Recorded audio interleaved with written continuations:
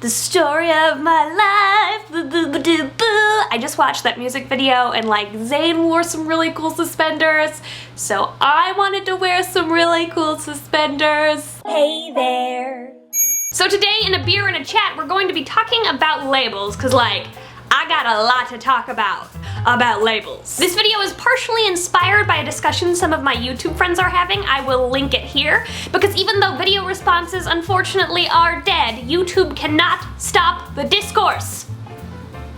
So I wanted to jump on this boat and keep talking about it. Also, to be honest, when I was first coming out and kind of figuring out who I was, labels were a huge issue for me. And this is because I couldn't, for the life of me, find a qualifier or a term that I identified with.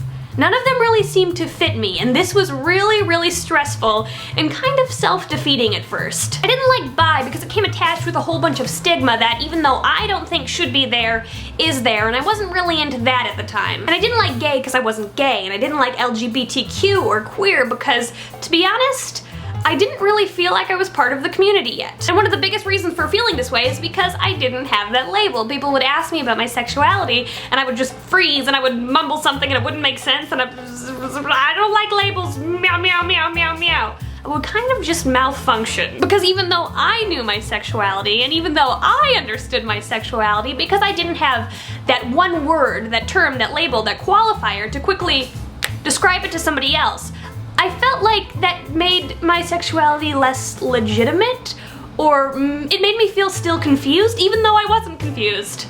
I knew that I was just attracted to attractive people. But no matter how much I searched for a label for myself, I couldn't find one that fit me. I didn't even like pan at the time because a lot of people told me that it was like being bisexual but in pretentious wrapping paper, which I think is totally ridiculous.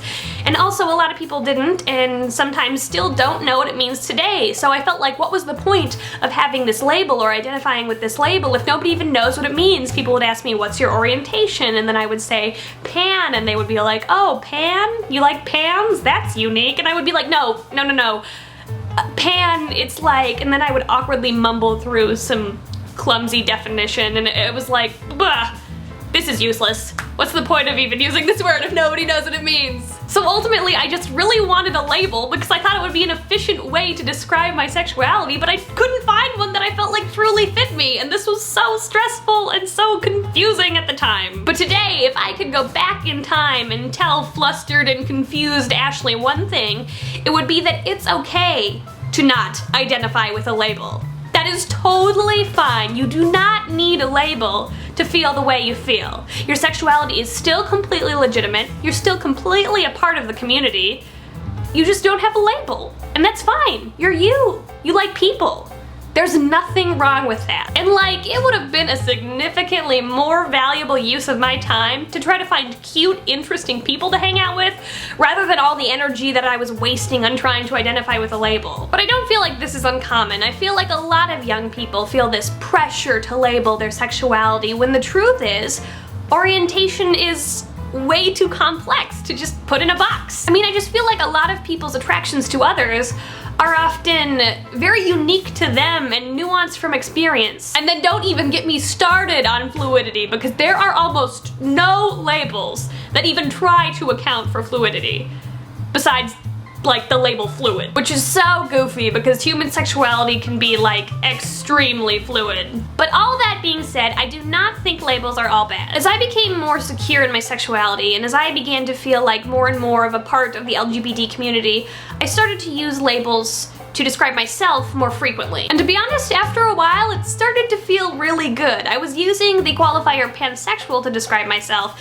and the more and more I used it, the more I felt like I identified with it. There are also some other really cool umbrella terms that I love using, like LGBTQ or queer or just not straight. And it can be really nice to have that label to efficiently communicate your sexuality and to identify with. And now I have a lot of pansexual pride, which feels really cool. But still, I don't think there should be any rush to find that label to identify with. And if you never find that label, I think that's totally okay too. Anyway, those are just my thoughts, but I'm more interested in hearing about what you guys think about labels. Do you like labels? Do you use labels? Or do you completely throw them out the window because you think they are self-defeating and destructive and pigeonhole people into boxes? I don't know, but whatever you think, you should leave it in the comment because I'm always interested in hearing what you have to say. And I always feel like I learn a lot from the comment section of these videos. You guys are really smart and I really appreciate it. Okay, bye. Follow me on Twitter. I've been asked on behalf of Ashley to have you subscribe and like. Pretty please for me. Like for me. Please like for me. Pretty please for me. I'll give you fake money.